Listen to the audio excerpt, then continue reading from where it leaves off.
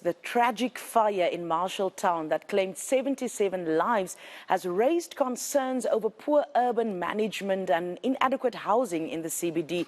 Inner City Housing Financier Trust for Urban Housing Finance says despite wanting to invest and resuscitate the inner city, it's faced with a lack of cooperation. That's right. In fact, to tell us more, we are joined by the Trust CEO, Paul Jackson.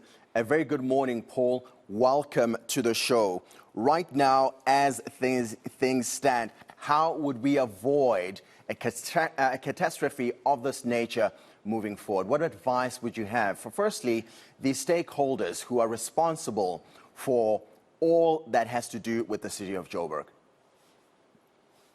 Thank you and good morning. The advice is actually quite simple. Just improve urban management. Make sure that we are consistently doing the basics right. And those include enforcement, building control, regular services, and those kind of things.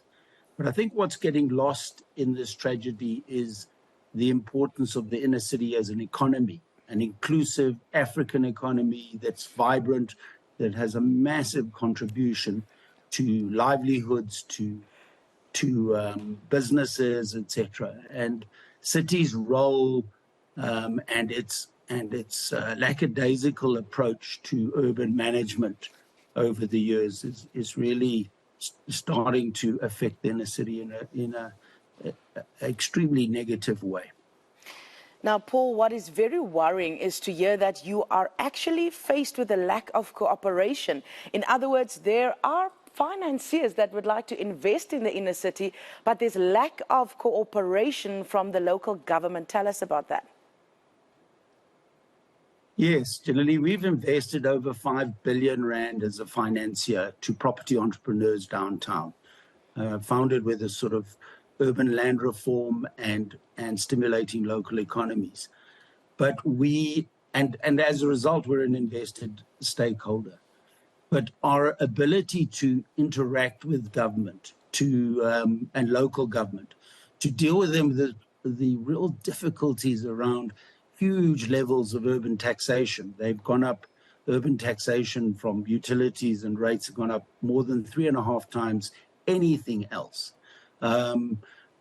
putting massive pressure on city. And our collaboration with them on city improvement districts, on bylaw enforcement, on corruption.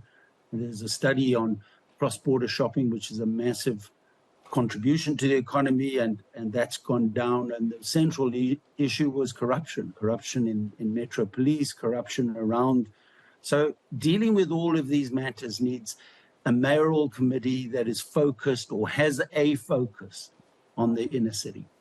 Now, from your viewpoint, what do you believe is the problem? Is it simply lack of political will? Is it the chaos that we've seen in the coalition government in Johannesburg? What seems to be the problem?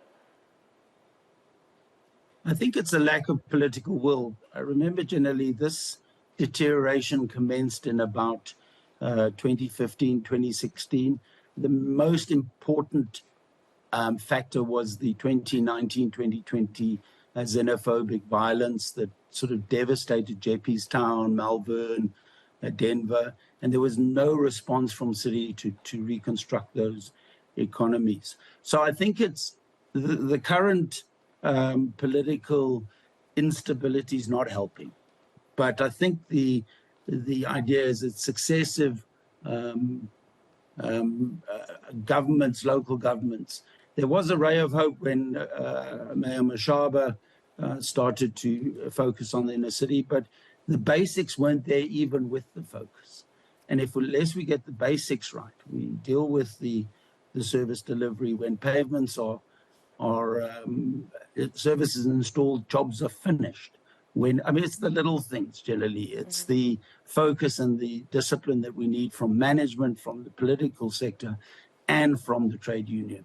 And sort of a much more collaborative approach with business and civil society. And of course, Paul, when we look at just the visual of Johannesburg, let's say over a decade and a half ago, it's a different picture. I mean, this is the place that once housed the Johannesburg Stock Exchange.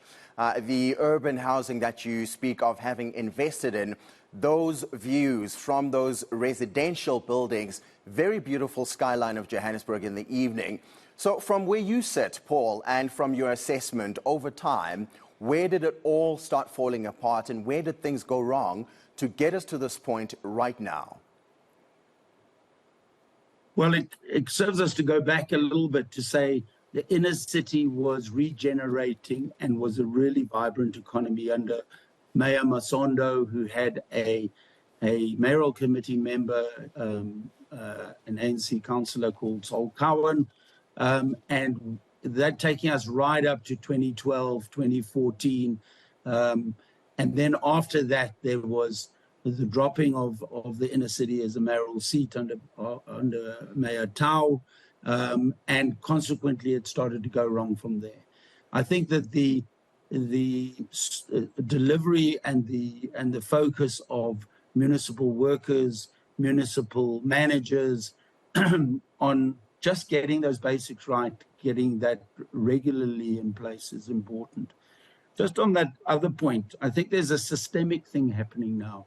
We're a financial service company that deals with the capital markets. We borrow money to lend.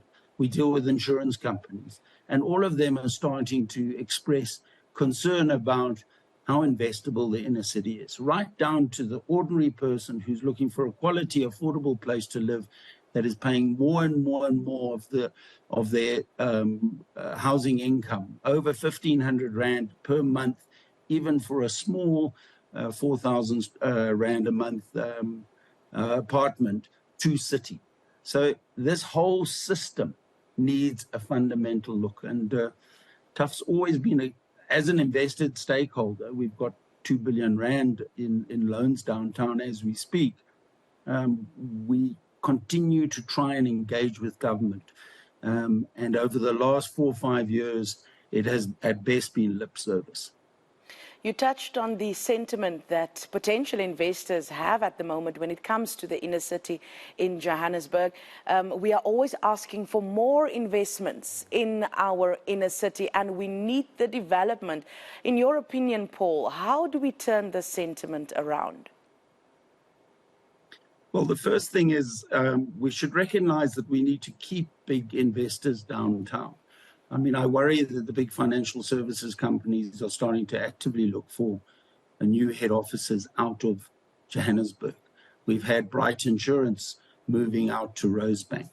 So the big players, all we're going to end up in the inner city is residents trading provincial and local government. We really don't want that. We want a multi-sector economy, a vibrant economy, because if you're serious about inclusive growth, it's a microeconomic concept. It's going to happen at local level. So local government, and particularly the local government of Johannesburg, it is an outlier of all the 11 metros that currently Tuff works in, and needs to understand its central role in stabilizing the system, in investing in public infrastructure. There's a lot of studies that investment precipitates private investment.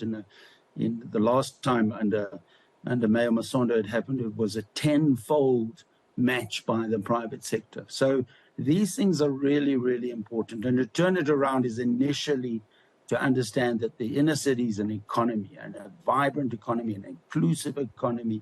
People come to there, so not because they can live there so much as because they can get jobs, they can start businesses, and we can really enhance that sort of vibrancy. Because if you look past the crime and the grime downtown, you see an enormous amount of economic energy, but that energy is starting to go down.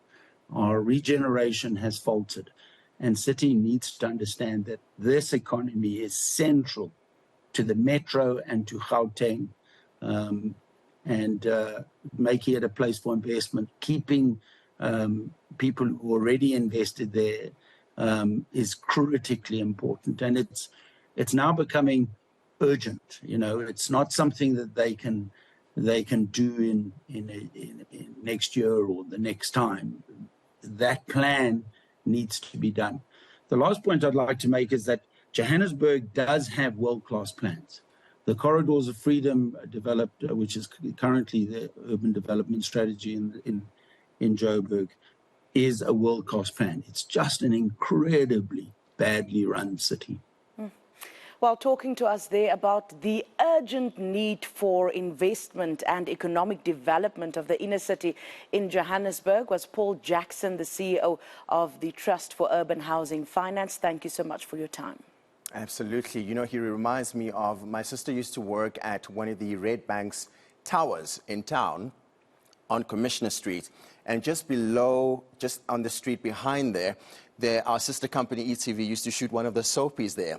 That's how vibrant the economy used to be in the Joburg CBD. Everything used to happen right there. You were just a few meters away from Carlton Centre, which is just literally a stone throws away from where those studios were. And since, you know, everybody has moved out and moved elsewhere because of the mismanagement that is currently happening in the city. I think it's crucial and critical what Paul said, that the role players will have to look at a strategy to not only attract but retain the investors that is currently developing the inner city.